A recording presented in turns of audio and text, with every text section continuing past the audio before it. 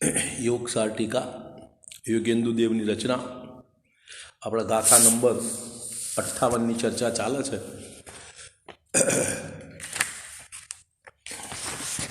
હું દેહાદિરૂપ નથી એવું જ્ઞાન જ મોક્ષનું બીજ, એટલે મોક્ષનો પાયો, મોક્ષનું કારણ, મુખ્ય કારણ કે હું દેહાદિરૂપ હું નથી એવો વિશ્વાસ, એવી શ્રદ્ધા એ મોક્ષનું કારણ છે. દેહાદિકને પરગણે જેમ શૂન્ય આકાશ, તો પામે પરબ્રહ્મ જટ કેવળ કરે પ્રકાશ. હવે એની ચર્ચામાં આપણે વાત થઈ બંધ પ્રાપ્ત કર્મોના ઉદયથી થવાવાળા તીવ્ર કશાય કે મંદ કશાયના બધા જ અશુભ અને શુભ ભાવ મારા આત્માના શુદ્ધ સ્વભાવથી ભિન્ન છે. મારો કોઈ સંબંધ મન વચન કાયાની ક્રિયાઓ સાથે નથી. આપણી મનમાં એવી ભ્રમણા છે કે આ શરીરની ક્રિયા થાય છે, હું કરું છું, આ ભાષા બોલું છું એ હું બોલું છું, આ બધું કાર્ય હું કરું છું, એ આપણી મનની ભ્રમણા છે. ખરેખર એ શરીરનું સ્વતંત્ર પરિણમન છે, એની સાથે મારા આત્માનો કોઈ સંબંધ નથી. મારે એ ક્રિયાઓને અનુરૂપ રાગ દ્વેષ છે. શું છે? એ ક્રિયાઓને અનુકૂળ મારા રાગ દ્વેષ છે, એની ના નથી. એનાથી આગળ કશું નહીં. બરોબર? હું બિલકુલ પરના મોહથી શૂન્ય છું. હું પરમ વિતરાગી અને નિર્મળ છું. જગતમાં મારા આત્માને ન કોઈ માતા પિતા છે, ન કોઈ પુત્ર છે, ન મિત્ર છે, ન કોઈ સ્ત્રી છે, ન બેન છે, ન પુત્રી છે, ન કોઈ મારા આત્માનો સ્વામી છે, ન કોઈ સેવક છે, ન કોઈ મારું ગામ છે, ન ધામ છે, ન કોઈ વસ્ત્ર છે, ન આભૂષણ છે. આ બધી સંસારની સંયોગોની વાતોને મારા આત્મા સાથે કોઈ સંબંધ નથી. એમ મારે પર વસ્તુ સાથે કોઈ પણ પ્રકારનો રંચ માત્ર સંબંધ નથી. કોઈ પણ પ્રકારનો, કર્તા કર્મની વાત નહીં, અનિમિત્ત નિમિત્તિક પ્રકારનો પણ રંચ માત્ર સંબંધ નથી. મારામાં બધા પરનો અભાવ છે, બધા પરમાં મારો અભાવ છે. આ જીવ ક્યારેય પોતાના પ્રદેશો છોડી કોઈ પણ પરદ્રવ્યના પ્રદેશમાં પ્રવેશ કરતું નથી, અને કોઈ પણ પરદ્રવ્ય આત્માના પ્રદેશોમાં પ્રવેશ કરતું નથી. ક્યારેય પણ નહીં, અનાદિથી નહીં. ચાહે મિથ્યા દ્રષ્ટિ હોય કે સમ્યક દ્રષ્ટિ હોય, એક દ્રવ્યનો બીજા દ્રવ્યમાં પ્રવેશ અનાદિ નિધન અભાવ છે. કોઈ પણ દ્રવ્ય કોઈ પણ દ્રવ્યમાં પ્રવેશ કરે નહીં. વિશ્વમાં અનંત સંસારી અને સિદ્ધાત્માઓ પોતપોતાના મૂળ સ્વભાવથી મારા આત્માના સ્વભાવ જેવા જ છે. મારો આત્માનો મૂળ સ્વભાવ, અનંત સંસારીઓનો મૂળ સ્વભાવ અને સિદ્ધ ભગવાનનો મૂળ સ્વભાવ એક સરખો છે. તો પણ મારી સત્તા જુદી છે અને તેમની સત્તા જુદી છે. સ્વભાવ એક સરખો હોવા છતાં બધા દ્રવ્યો એક નથી. મારી સત્તા જુદી છે, એમની સત્તા જુદી છે. દરેક દ્રવ્યની સત્તા, દ્રવ્ય ક્ષેત્ર, કાળ, ભાવ અલગ છે. મારા જ્ઞાન, દર્શન, સુખ, વીર્ય, સમ્યક ચારિત્ર, ચેતના આદિ ગુણ જુદા છે. મારું પરિણમન જુદું છે અને સર્વ આત્માઓનું પરિણમન જુદું છે. મારું પરિણમન રાગ દ્વેષ મારામાં થઈ રહ્યા છે, તમારા રાગ દ્વેષ તમારામાં થઈ રહ્યા છે. તમારા રાગ દ્વેષને અને મારા રાગ દ્વેષને કોઈ પણ પ્રકારનો સંબંધ નથી. તમારા રાગ દ્વેષના પરિણામમાં મારા રાગ દ્વેષના પરિણામ ભળતા નથી. મારા રાગ દ્વેષના પરિણામ અથવા ભગવાનના વિતરાગ પરિણામ સ્વતંત્ર છે. એમના જ્ઞાન ગુણ જુદો ને મારો જ્ઞાન ગુણ જુદો. મારો જ્ઞાન ગુણ જુદો ને તમારો જ્ઞાન ગુણ જુદો. એવી રીતે જ્ઞાન, સુખ, વીર્ય, આનંદ, આ બધા ગુણ મારામાં, તમારામાં, સિદ્ધ ભગવાનના સિદ્ધ ભગવાનમાં, અનંત સંસારી આત્માના અનંત એમનામાં, દરેકના જુદા જુદા એક સરખા. બરોબર?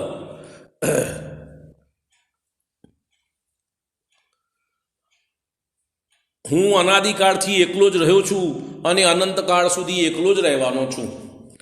અનાદિ સંસાર ભ્રમણમાં મારી સાથે અનંત પૂતગલોનો સંયોગ થયો. એની ચર્ચા આપણે કાલે કરી. એક પણ પૂતગલ પરમાણુ એવું નથી કે જેનો મેં સંયોગ રૂપે સંબંધ ના કર્યો હોય. અનંત પરિભ્રમણમાં, અનંત સંસારના પરિભ્રમણમાં એવું કોઈ પણ પૂતગલ પરિણામ દ્રવ્ય નથી કે જેનો મેં સંયોગ સંબંધ તરીકે સ્વીકાર ના કર્યો હોય. બરાબર? પરંતુ તે બધા મારાથી દૂર જ રહ્યા. તે કર્મ, નો કર્મ, પૂતગલ મારા કોઈ પણ ગુણ કે સ્વભાવનો સર્વથા અભાવ કરી શક્યા નથી. કોઈ પણ પ્રકારના કર્મનો ઉદય હોય, કોઈ પણ પ્રકારના નો કર્મનો સંયોગ હોય, તો કોઈ એક કર્મ અથવા નો કર્મનો સંયોગ મારા દ્રવ્ય સ્વભાવનો ક્યારેય પૂર્ણપણે અભાવ કરી શક્યા નથી. બરાબર. મને કર્મોનું આવરણ હોવા છતાં પણ, જેમ સૂર્ય ઉપર વાદળા આવવા છતાં પણ સૂર્ય પોતાના તેજમાં પ્રકાશ રહે છે, તેમ હું પણ નિરાવરણ રહ્યો છું. જો અનાદિથી હું તમે બધા સંસારમાં ભ્રમણ કરીએ છીએ તો પણ જીવમાંથી કોઈ પૂતગલ નથી થયા, જીવમાંથી અજીવ થયા નથી.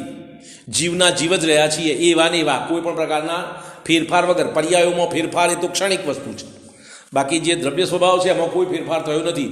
સોનામાંથી દોરો બનાવો કે બુટ્ટી બનાવો કે બંગડી બનાવો, ગમે તે બનાવો, સોનું સોનું જ રહે, સોનામાં કોઈ ફેરફાર બનતો નથી. એમ આત્મા ચાહે મનુષ્ય ગતિમાં જાય, તિર્યંજ ગતિ, નરક ગતિ, કોઈ પણ ગતિમાં હોય, કોઈ પણ પર્યાયમાં હોય, તો આત્માના સ્વરૂપમાં કોઈ ફરક પડતો નથી. એમ સંસાર અવસ્થામાં મેં અનેક માતા પિતા ભાઈ પુત્ર સાથે સંબંધ પ્રાપ્ત કર્યા, પરંતુ તે બધા મારાથી જુદા જ રહ્યા છે અને હું એમનાથી જુદો જ રહ્યો છું. ચારેય ગતિઓમાં મેં ઘણા શરીર ધારણ કર્યા અને ઘણા પરપદાર્થોનો સંગ પામ્યો, પરંતુ તે મારા થયા નથી, હું તેમનો થયો નથી. તેથી મારે એવી જ દ્રઢ શ્રદ્ધા રાખવી જોઈએ કે હું સદાય રાગાદી વિકારોથી શૂન્ય હતો, અત્યારે પણ છું અને ભવિષ્યમાં પણ રહીશ. રાગાદી વિકાર એ ટેમ્પરરી છે અને આત્માના મૂળ સ્વભાવનો અભાવ નથી કરી શકતા. ગમે તેવો રાગાદી થાય, આ જીવ નિગોદમાં જાય તો નિગોદમાંથી પાછો સંસારમાં મનુષ્ય થઈ શકે છે, દેવ થઈ શકે છે, તિર્યન થઈ શકે છે અને મોક્ષ માર્ગની પ્રાપ્તિ કરીને સિદ્ધ પણ થઈ શકે છે. એના આત્મ સ્વભાવમાં ફરક પડતો નથી, પર્યાયમાં ફરક પડે. જે કંઈ છે બાહ્ય પર્યાયમાં ઓછું વધતું બનશે. બરાબર.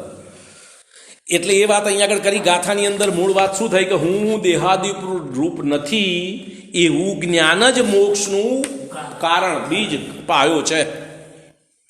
મારે મનના સર્વ વિકારો રોકીને જગતના સર્વ પદાર્થોથી વિરક્ત થઈને પોતાનો ઉપયોગ પોતાની જ અંદર સૂક્ષ્મપણે લઈ જવો જોઈએ, એ મારું કર્તવ્ય છે. આ બધા પદાર્થોથી અને વિકારોથી વિરક્ત એટલે એના તરફનો મોહ છોડી, એની લાલચ છોડી, એનું લક્ષ છોડી મારો ઉપયોગ પોતાની અંદર સૂક્ષ્મપણે લઈ જવો જોઈએ, તો મારો મોક્ષ માર્ગ થાય. એ પહેલો ના થાય, કોઈના કારણે નહીં થાય. જ્યારે ત્યારે મને એ જ દેખાશે કે હું જ પરમબ્રહ્મ પરમાત્મા છું, ત્યારે આ મારા આત્માના ધ્રુવ સ્વભાવનું સાચું જ્ઞાન મને થશે. પરમાત્મા સ્વભાવ મારો જે છે એની મને સમજ, એનો અનુભવ, એનું જ્ઞાન ત્યારે થશે. ક્યારે?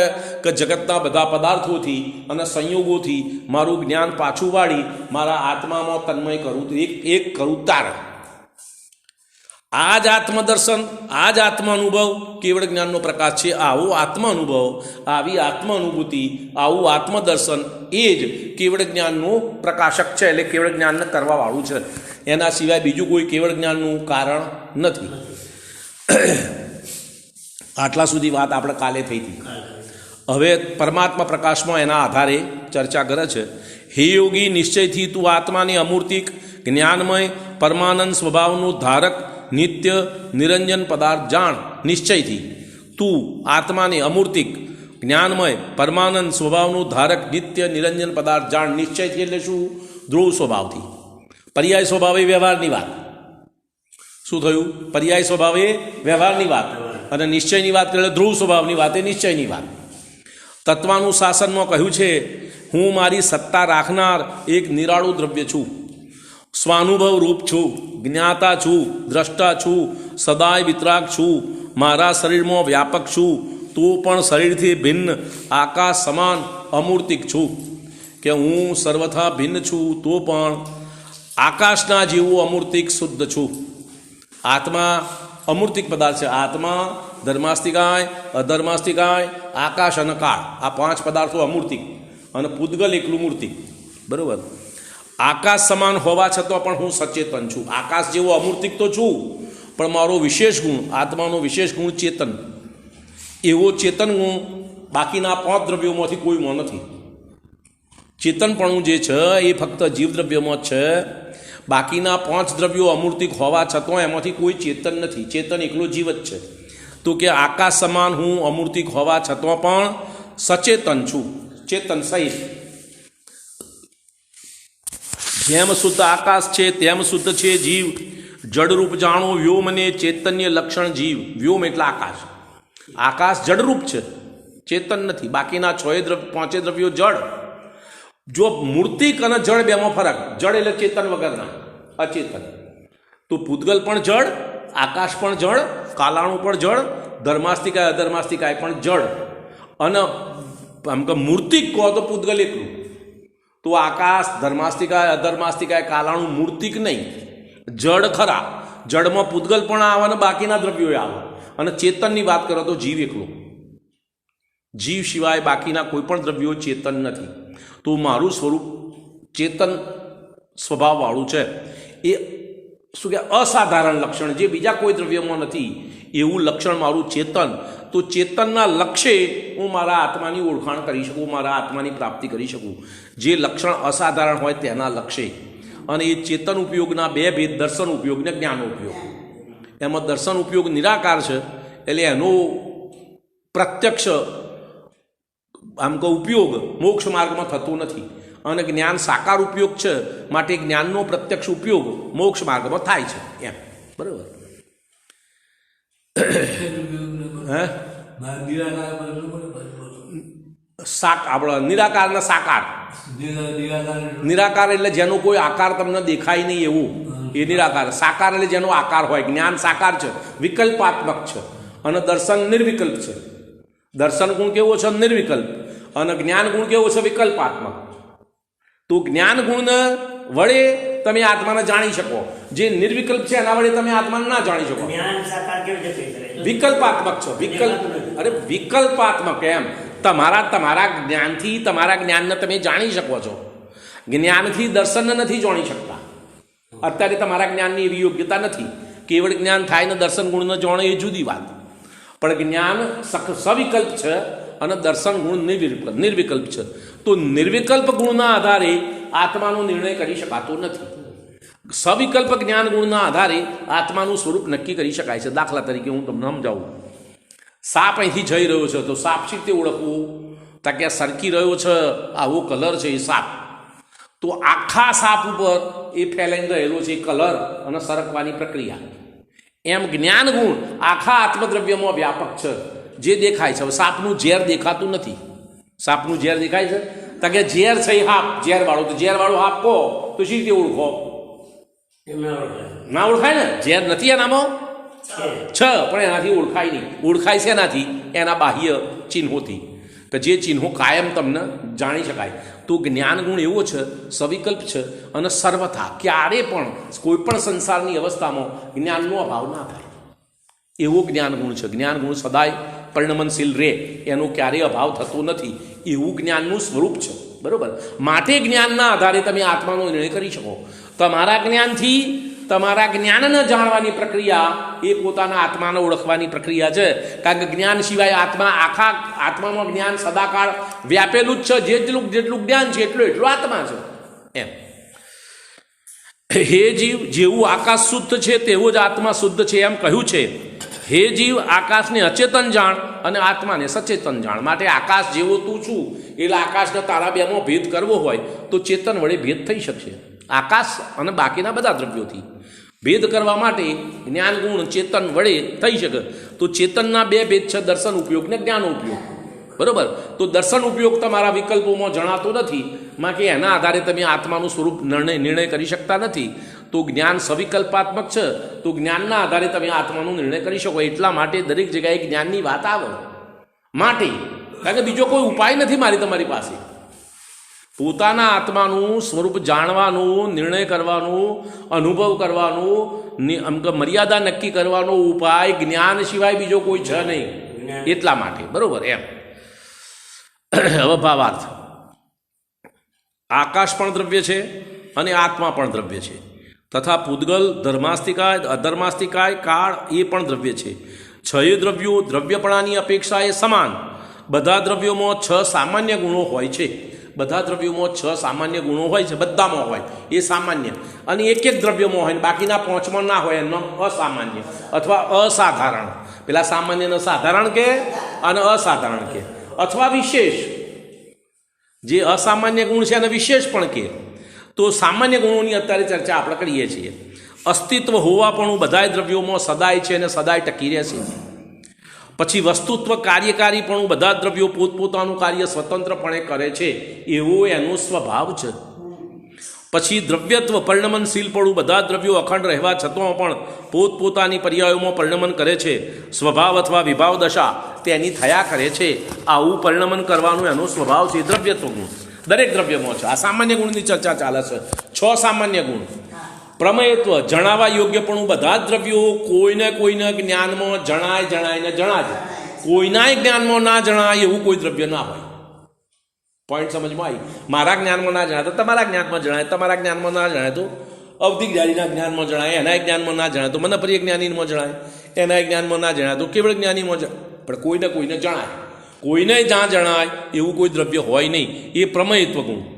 અગુરુ લઘુત્વ પોતાની મર્યાદામાં રહેવું, પોતાની મર્યાદાની બહાર જાય નહીં, પોતાની મર્યાદામાં રહે એવો જે ગુણ છે અગુરુ લઘુ ગુણ 6 દ્રવ્યમાં છે. શું છે? 6 દ્રવ્યમાં. બધા દ્રવ્યો પોતપોતાના ગુણ પર્યાયોને જ પોતાનામાં રાખે છે. પરદ્રવ્યોના ગુણ પર્યાયોનું ગ્રહણ કરતા નથી અને પરદ્રવ્યના ગુણ પર્યાયોમાં પ્રવેશ નથી કરતા. 2 વાર. અગુરુ લઘુ ગુણ શું થયું? મારી વાત બરો, હું મારા ઘરની વંડી બનાવું એટલે એટલો ભાગ મારો ને બાકીનો મારો નહીં, ઓટોમેટિક નક્કી થઈ ગયું ને. મારા ઘરની વંડી બનાવી એટલે શું થયું કે એટલો ભાગ મારો ને બાકીનો મારો નહીં. તો અગુરુ લઘુ ગુણ આટલું મારું તો બાકીનું મારું નહીં, એમ નક્કી થઈ ગયું ને ઓટોમેટિક એમ. એટલે પરદ્રવ્યોના ગુણ પર્યાયો આત્મામાં પ્રવેશ નથી કરતા અને બીજા દ્રવ્યનો એ અગુરુ લઘુ ગુણ છે તો એનામાં પણ આત્માના ગુણ પર્યાયો પ્રવેશ ના કરે એમ. હવે પ્રદેશત્વ આકારનું હોવું. આકાર એટલે કોઈને કોઈ આકાર હોવો. આકાર એટલે ઇન્દ્રિયોથી જણાય એનું જ નામ આકાર એવું નહીં. બરોબર? સર્વદ્રવ્યો આકાશમાં રહે છે અને જગ્યા રોકે છે. સર્વદ્રવ્યોમાં કેટલાય સ્વભાવો સામાન્યપણે પ્રાપ્ત થાય છે. એવા ઘણા ગુણો સાથે 6 મુખ્યપણે કયા? 6 જ છે એવું નહીં, પણ બધા ગુણોનું વર્ણન શાસ્ત્રમાં આવતું નથી. જે જરૂર પૂરતા છે એવા સામાન્ય ગુણોનું વર્ણન શાસ્ત્રમાં છે. એ સિવાયના પણ સામાન્ય ગુણો ઘણા છે, 6 દ્રવ્યોમાં હોય એવા. બરાબર? હવે જેમ કે અસ્થિ સ્વભાવ, પોતાનો સ્વભાવ રાખતા થકા સર્વદ્રવ્ય ભાવપણું રાખે છે એવો પણ એક ગુણ છે. નાસ્તિ સ્વભાવ, પરદ્રવ્યોમાં સ્વભાવોને પરસ્પર અભાવ છે, બીજાની સત્તા બીજામાં નથી એવો પણ સ્વભાવ છે. નિત્ય સ્વભાવ, પોતપોતાના દ્રવ્ય સ્વભાવને કાયમ રાખે છે, દ્રવ્યનો કદી નાશ થતો નથી એવો પણ સ્વભાવ છે. અનિત્ય સ્વભાવ, પોતપોતાની પરીઓ બદલવાની અપેક્ષાએ સર્વદ્રવ્ય ક્ષણિક છે એવો પણ સ્વભાવ. પરિણમનશીલપણું એ દરેક દ્રવ્યનો સામાન્ય સ્વભાવ. દરેક દ્રવ્ય પરિણમનશીલ, ચાહે સિદ્ધ હોય, સંસારી હોય, પૂતગલ હોય, આકાશ હોય, કોઈ પણ દ્રવ્ય.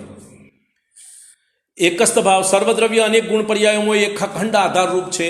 દ્રવ્ય પર્યાયોમાં ગમે તેટલા ભેદ હોવા છતાં દ્રવ્ય આખું એકાકાર જ રહે, એના ટુકડા થાય નહીં. બરાબર? અનેક સ્વભાવ, સર્વદ્રવ્ય અનેક સ્વભાવવાળો હોવાથી અનેક રૂપ છે. ભેદ સ્વભાવ, ગુણ ગુણીમાં સંજ્ઞા લક્ષણાદિ ભેદ હોવાથી દ્રવ્ય ભેદ સ્વભાવથી છે. અભેદ સ્વભાવ, સર્વદ્રવ્યોમાં ગુણ સ્વભાવ સર્વાંગ અખંડ રહે છે, એક પ્રદેશોમાં સર્વગુણ હોય છે, તેથી અભેદ સ્વભાવવાન જુઓ. આત્માના એક પ્રદેશે બધા ગુણો હોય, કોઈ પણ પ્રદેશમાં એક ગુણ ઓછો વધતો ના હોય. બરોબર? બધા ભવ્ય સ્વભાવ, સર્વદ્રવ્યો પોતપોતાના સ્વભાવમાં જ પરિણમવાની યોગ્યતા રાખે છે. અભવ્ય સ્વભાવ, સર્વદ્રવ્યો પરદ્રવ્યના સ્વભાવ રૂપે કદી થઈ શકતા નથી, પોતાના સ્વભાવમાં જ પરિણમવાની યોગ્યતા રાખે છે. પરમ સ્વભાવ, બધા દ્રવ્યો શુદ્ધ પારિણામિક ભાવના ધારક છે. બધા દ્રવ્યોમાં શુદ્ધ પારિણામિક ભાવ છે. જીવ દ્રવ્યમાં છે, પૂતગલમાં છે, અને આકાશમાં છે, અને કાળમાં છે, ધર્માસ્તિકા, બધામાં પારિણામિક ભાવ છે. એકલા જીવમાં છે એમ નહીં, પણ મારા પારિણામિક ભાવ સાથે સંબંધ છે. મારા માટે મારા પારિણામિક ભાવનું મહત્વ છે. એટલે મોટે ભાગે મોક્ષ માર્ગની અંદર જીવના પારિણામિક ભાવનું વર્ણન આવે છે.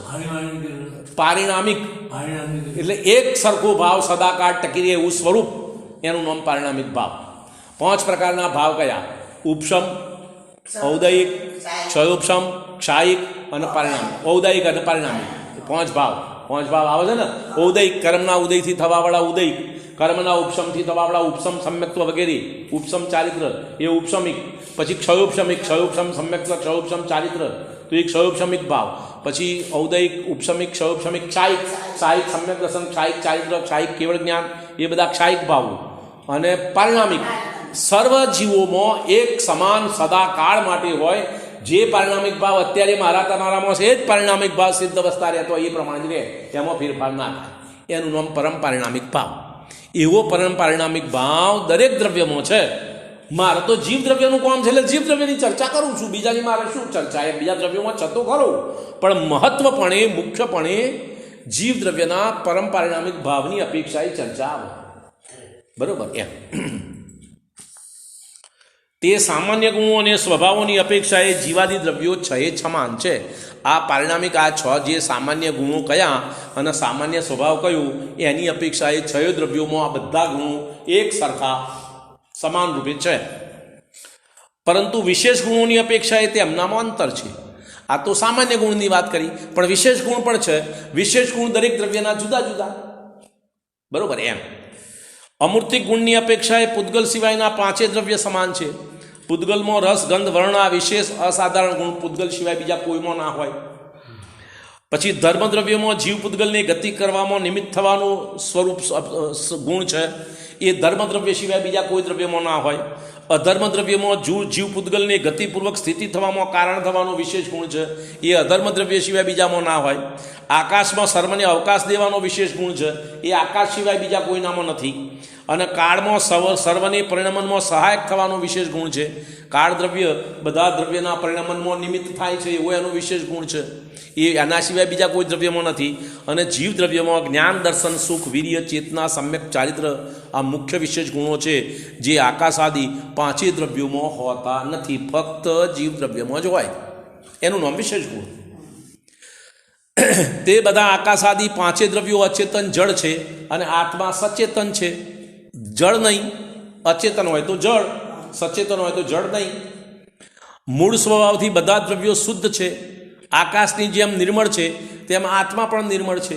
ફક્ત પૂતગલ અને જીવ બેમાં જ પર્યાય અપેક્ષાએ અશુદ્ધિ છે. બાકીના ચાર દ્રવ્યોમાં દ્રવ્ય સ્વભાવથી પણ શુદ્ધ અને પર્યાય સ્વભાવથી પણ શુદ્ધ. આકાશ, ધર્માસ્તિકાય, અધર્માસ્તિકાય અને કાળ એ દ્રવ્ય સ્વભાવથી પણ શુદ્ધ અને પર્યાય સ્વભાવથી પણ શુદ્ધ.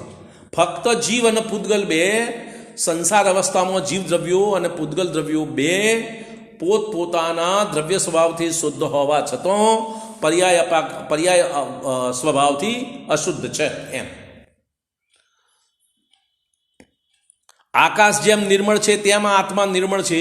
જ્ઞાની પોતાના જ આત્માને પરમ શુદ્ધ, નિર્વિકાર, પરમ આનંદમય, એકરૂપ, અવિનાશી જાણીને તેમ જ આચરણ કરે, સ્વાનુભવ પ્રાપ્ત કરે, એ જ નિર્વાણ એટલે મોક્ષનો ઉપાય છે. એના સિવાય બીજો કોઈ ઉપાય નથી. ફરીથી બોલું, મોક્ષનો ઉપાય ક્યાં છે?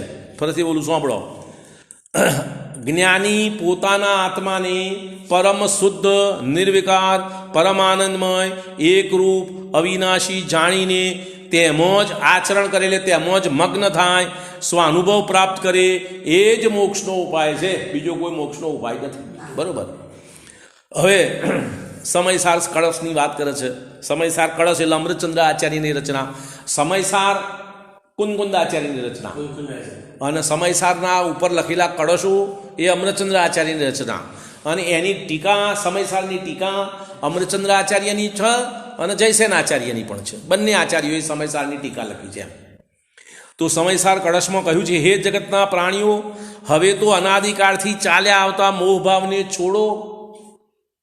મોહભાવને છોડો તમે, અને એમાં તન્મય રહીને શું કરશો? એમ આત્મરસિકોને પ્રિય એવા પ્રકાશમાન શુદ્ધ જ્ઞાનનો સ્વાદ લો.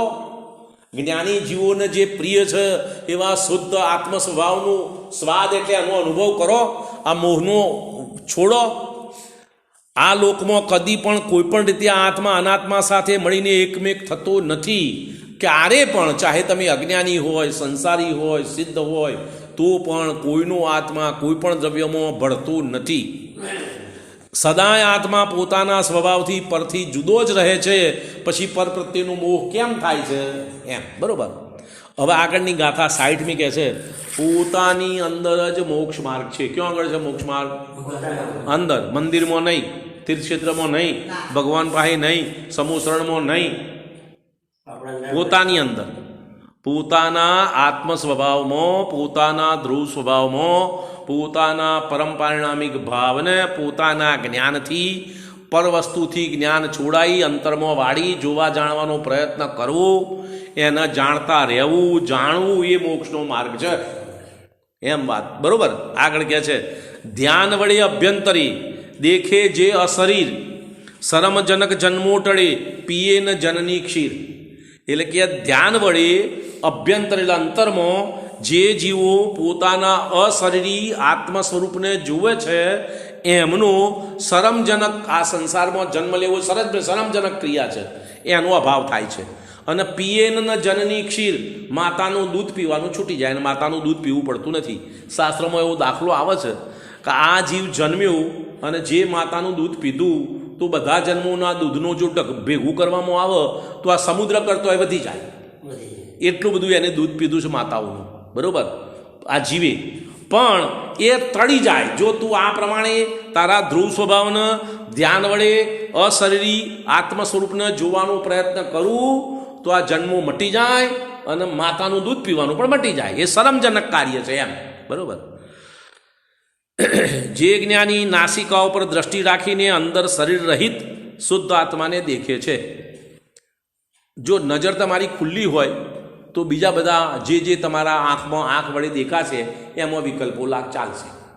માટે આંખ તો બંધ કરવી પડે. બંધ કરવાની એટલે નાક ઉપર દ્રષ્ટિ, બીજું કંઈ જોવાનું કાર્ય કરવાનું નથી, તો તમારું જ્ઞાન અંતર્મુખ થશે. આંખ ખુલ્લી રાખો, અહીં બધું જોતા હોય, પેલું કબૂતર ઉડીને ગયું, પેલું ચકલી ઉડીને ગઈ, પેલો છોકરો ઓમ ગયો ને પેલાએ ઓમ કર્યું ને પેલાએ ઓમ કર્યું, એ બધું જોશો તો વિકલ્પો બહાર જશે જ.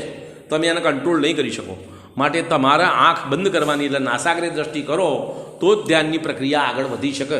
નાસાગ્રે દ્રષ્ટિ કરવી એટલું ધ્યાન નથી, પણ નાસાગ્રે દ્રષ્ટિ કરી અંદર શરીર રહિત શુદ્ધ આત્માને દેખે છે તે ફરી વારંવાર જન્મ પામતો નથી, બરોબર. તે ફરી માતાનું દૂધ નહીં પીવે. આત્મા શરીર રહિત અમૂર્તિક છે. આત્મા અત્યારે ભલે શરીરના સંયોગમાં હોય તો પણ એ શરીર સાથે એકમેક રૂપે ભળ્યો નથી. આજે પણ આત્મા શરીરથી જુદો છે. અને જુઓ તમે સમજો તો સમુદ્ઘાતમાં એક કશાય સમુદ્ઘાત છે. સમુદ્ઘાતનો અર્થ શું છે કે પોતાના જે વર્તમાન શરીર મળ્યું છે એમાંથી આત્મપ્રદેશોનું બહાર નીકળવું એનું નામ સમુદ્ઘાત. તો એ 7 પ્રકારના સમુદ્ઘાત છે. એમાં એક કેવલી સમુદ્ઘાત આવે, એક મરણાંતિક સમુદ્ઘાત આવે, એક કશાય સમુદ્ઘાત આવે. આ બધા જુદા જુદા પ્રકારના સમુદ્ઘાત છે. તો એમાં શું થાય કે તમારું આ વર્તમાન શરીર છે એની બહાર તમારા આત્મા પ્રદેશો ફેલાય, એનું નામ સમુદ્ઘાત. તો કશાયના કારણે તમારે અનુભવમાં તમારા આત્મપ્રદેશો શરીરની બહાર નીકળેલા તમને અનુભવમાં આવે. જ્યારે ઘણો ગુસ્સો આવે, ઘણો રોષ થાય, ઘણો કશાય થાય તો તમારા આત્મપ્રદેશો આમ ધ્રુજ શરીર, તો આત્મપ્રદેશો બહાર હોય એવું તમને ફિલિંગ થાય. એ આત્મપ્રદેશો એ બહાર આવે છે, સમુદ્ઘાત છે. કેવલી ભગવાનને જ્યારે 4 અઘાતી કર્મોનું આયુ કર્મ સાથે 3 અઘાતી કર્મોનું એક સરખી સ્થિતિ નથી, તો એ સ્થિતિ કરવા માટે કેવલી સમુદ્ઘાત થાય. એમના આત્મપ્રદેશો ફેલાઈ લોકાકાશ પ્રમાણે ફેલાઈ જાય અને સંકોચાઈ પાછા શરીર પ્રમાણે થઈ જાય. એવા આત્મપ્રદેશોના ફેલાવાનું નામ કેવલી સમુદ્ઘાત. મરણાંતિક સમુદ્ઘાતની અંદર શું થાય, ઘણા જીવો મરણ પામવાના પહેલાં જે જગ્યાએ જન્મ ધારણ કરવાનો છે ત્યાં આત્મપ્રદેશો ફેલાઈ ત્યાં જગ્યાને સ્પર્શ કરીને પાછા આવે અને પોતાના શરીરમાં સમય જાય પછી મરણ થાય. એ મરણાંતિક સમુદ્ઘાત. દરેક ન થાય એવું નહીં, ઘણા ન થાય. દરેક ન થાય એવો નિયમ નહીં. તો આવા બધા 7 પ્રકારના સમુદ્ઘાત છે. મને 2-3 નામ આપ્યા હતા, કયા, બરોબર. આત્મા શરીર રહિત અમૂર્તિક છે તે ઇન્દ્રિયો દ્વારા જણાતું નથી. ઇન્દ્રિયો દ્વારા જે જણાય તે આત્મા નહીં, પહેલો નિયમ. ઇન્દ્રિયો અને મન દ્વારા જે જણાય તે આત્મા નહીં. આ નક્કી સમજો. ઇન્દ્રિયો અને મન વડે જે જણાય તે પૂતગલ આદિ અન્ય દ્રવ્ય હોય. ઇન્દ્રિયો વડે તો પૂતગલ જ દેખાય, મન વડે વિકલ્પો વડે બાકીના દ્રવ્યો જાણી શકાય. આત્મા નહીં જણાય, આત્માના વિકલ્પો થાય. આત્મા નહીં જણાય. મન અને ઇન્દ્રિયો વડે આત્મા જણાતો નથી. એવું આત્માનું સ્વરૂપ છે, એવું ઇન્દ્રિયો મનનું સ્વરૂપ છે, બરોબર. આ જ્ઞાન એ આત્મા, પણ જ્ઞાનથી આત્મા જણાય, ઇન્દ્રિયોથી નહીં. તમે ઇન્દ્રિયોથી જોવાનો પ્રયત્ન કરો, મનથી જોવાનો પ્રયત્ન કરો તો આત્મા નહીં જણાય. જ્ઞાનથી જોવાનો પ્રયત્ન કરો, બેનો તફાવત સમજો. એ સમજવાનું કામ તમારું છે, બરોબર. આગળ કહે છે આત્મા શરીર રહિત અમૂર્તિક છે તે ઇન્દ્રિયો દ્વારા જણાતો નથી. મન પણ કેવળ વિચાર કરી શકે છે, આત્માનું ગ્રહણ કરી શકતું નથી. મન આત્માનું ગ્રહણ ના કરી શકે. આત્માનું ગ્રહણ આત્મા દ્વારા જ થાય છે. આત્માનું ગ્રહણ આત્માની પર્યાય જ્ઞાન પર્યાય વડે જ થાય. એનું ગ્રહણનું બાહ્ય સાધન ધ્યાનનો અભ્યાસ છે. એવા આત્માનું તમારા જ્ઞાન પર્યાય વડે ગ્રહણ કરવાની પ્રેક્ટિસ, એનું નામ ધ્યાન. શું કર્યું? એવા આત્માનું, અમૂર્તિક એવા આત્માનું તમારા જ્ઞાન વડે ઓળખવાની, જાણવાની, પકડવાની, એકાગ્ર થવાની પ્રેક્ટિસ, પ્રયત્ન, એનું નામ ધ્યાનનો અભ્યાસ. બરોબર? પોઈન્ટ સમજ્યા? બરોબર. આગળ સાધકને માટે ઉચિત છે કે એકાંત સ્થાનમાં જાય. અત્યારે આપણી અવસ્થા નીચી છે, માટે આપણે તો એકાંત, શાંત, જ્યાં બીજા કોઈ ડિસ્ટર્બન્સ ના હોય એવી જગ્યાએ જઈએ તો જ ધ્યાનનો પ્રયત્ન કરી શકીએ. જ્યાં શોર બકોર હોય, ઢોલ નગારા વાગતા હોય, પબ્લિકની અવરજવર હોય, જ્યાં ઘણા બધા જીવોનું આવાગમન હોય, એવી જગ્યાએ આપણે ધ્યાન કરી શકીએ નહીં. મહાપુરુષોની વાત જુદી છે. જ્ઞાની ધર્માત્મા મુનિરાજો ગમે તેવી જગ્યાએ ધ્યાન કરી શકે, એમની યોગ્યતા પ્રેક્ટિસવાળી વાત છે. મારી વાત સમજમાં આવે છે? જેમ પેલો નવો ડ્રાઈવર હોય એને તો પૂરેપૂરું ધ્યાન સ્ટિયરિંગ ઉપર ને ગાડી ઉપર રાખવું પડે. અને હું હોશિયાર ડ્રાઈવર થઈ ગયો પછી તમારી જોડે વાતો કરો, આમ નજર ફેરવો, આમ નજર ફેરવો, આમ નજર ફેરવો, અને ગાડી બરોબર ચાલે, સીધી ચાલે, એનામાં હોતું નથી. નવાની વાત ચાલ. શું કહે છે? સાધકને માટે ઉચિત છે કે તે એકાંત સ્થાનમાં જાય. શેના માટે જાય? કયો વિષય ચાલે છે? ધ્યાનનો. એને ધ્યાન કરવું હોય તો એકાંતમાં જાય. જ્યાં ક્ષોભ ને આકુળતા ન હોય, મનુષ્યના શબ્દ અવાજો ના આવતા હોય, આ માટે ઉપવન, પર્વત, વન, જીન મંદિર, શૂન્યગૃહ, આ બધી આવી કોઈ પણ જગ્યા જ્યાં આ બધી ડિસ્ટર્બન્સ ના હોય, નદી તટ આદિ સ્થાનો પસંદ કરવા જોઈએ. ધ્યાનની સિદ્ધિનો સમય સૂર્યોદય પહેલાંનો પ્રાતઃકાળ છે. મુખ્ય ધ્યાન માટે યોગ્ય સમયો સારી રીતે કરી શકાય એ વખતે તમને બાહ્ય બધી અનુકૂળતાઓ રહે એવું પ્રાતઃકાળ, સૂર્યોદય પહેલાંનો, મધ્યાહનકાળ, સાયંકાળ અને રાત્રિનો સમય છે. આ 4 સમય ધ્યાન માટે યોગ્ય છે. બાકીના સમયમાં તમે કરો પણ સફળતા ના મળો. બરાબર? જ્યારે ડ્રાઇવિંગ શીખતો હોય પછી જ્યાં બહુ ટ્રાફિક હોય એવા ગીચ રોડ ઉપર એને ડ્રાઇવિંગ ના કરાય. એમ તો ખુલ્લા મેદાનમાં જ્યાં કોઈ સાધન ના આવતું હોય, કોઈ માણસ ના આવતો હોય, એવા જગ્યાએ એને પ્રેક્ટિસ કરવી પડે.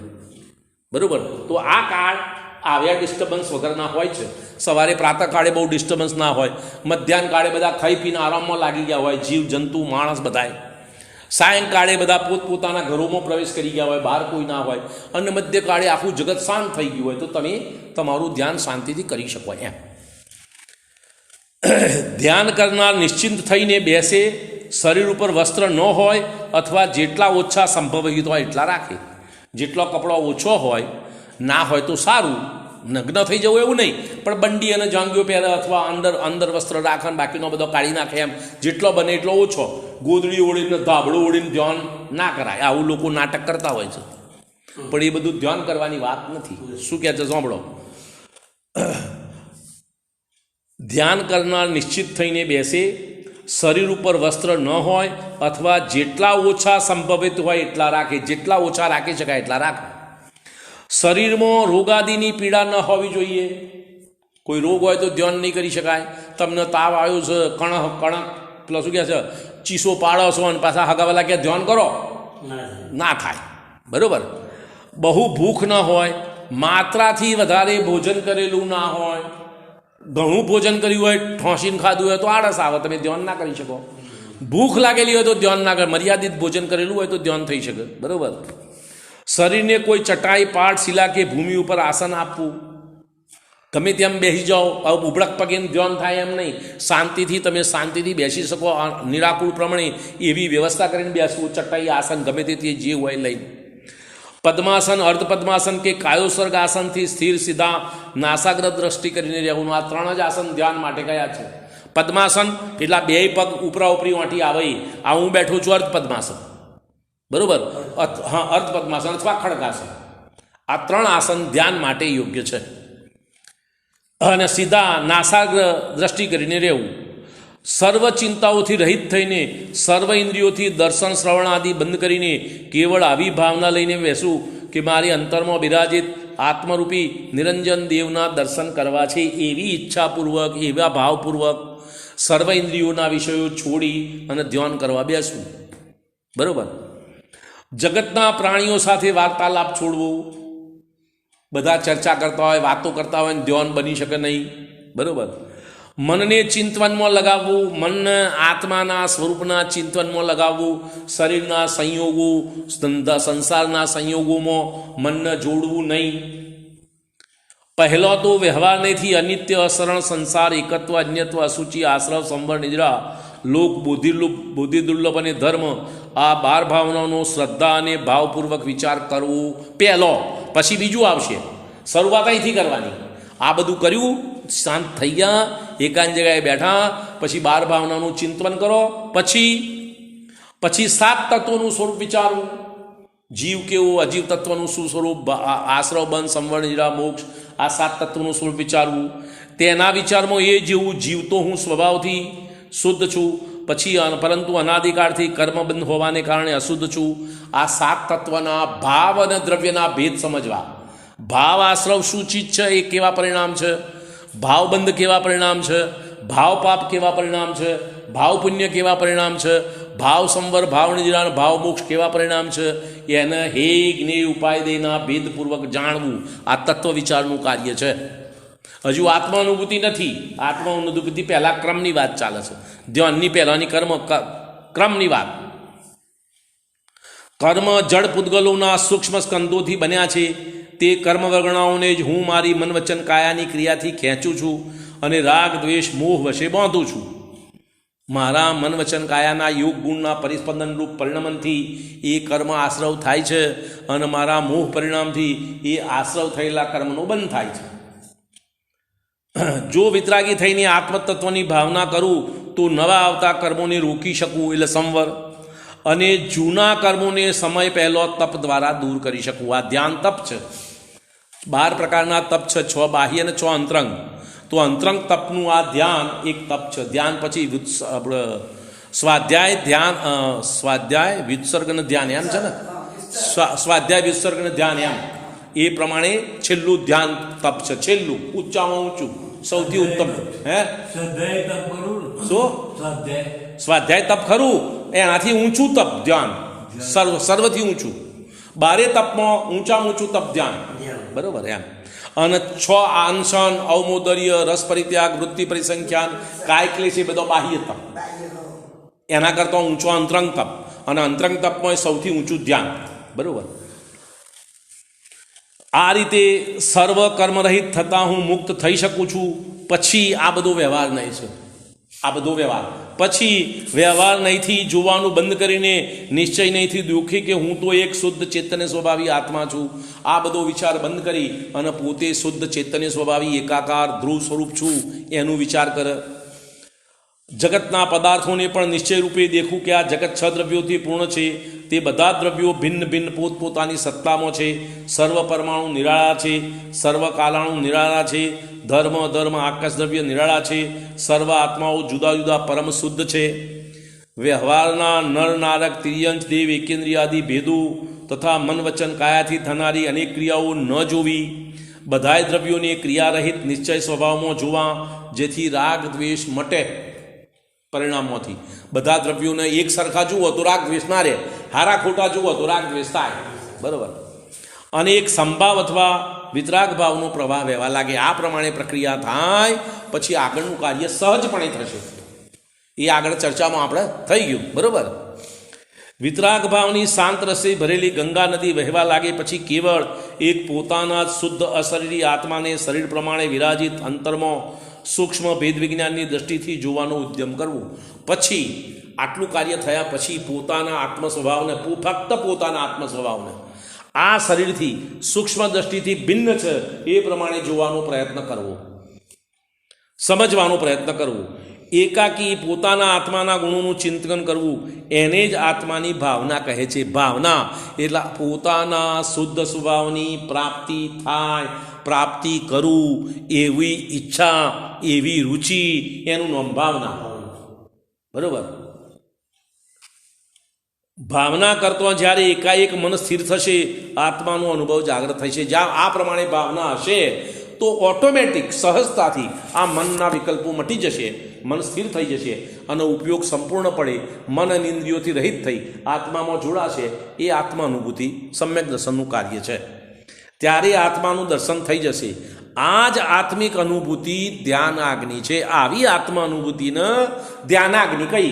ઉપરની જે બધી ક્રિયાઓ કરી એ ધ્યાનની પહેલાંની ક્રિયાઓ છે. એનું નામ સાચું ધ્યાન નહીં, વ્યવહારથી ધ્યાન. આ નિશ્ચય ધ્યાન. બરાબર. હવે અનુભૂતિ ધ્યાનાગ્નિ છે જે કર્મબંધનને બાળી નાખશે. હવે આ જે ધ્યાન છે એ ધ્યાન તમારા સત્તામાં રહેલા કર્મનો અભાવ કરી નાખશે.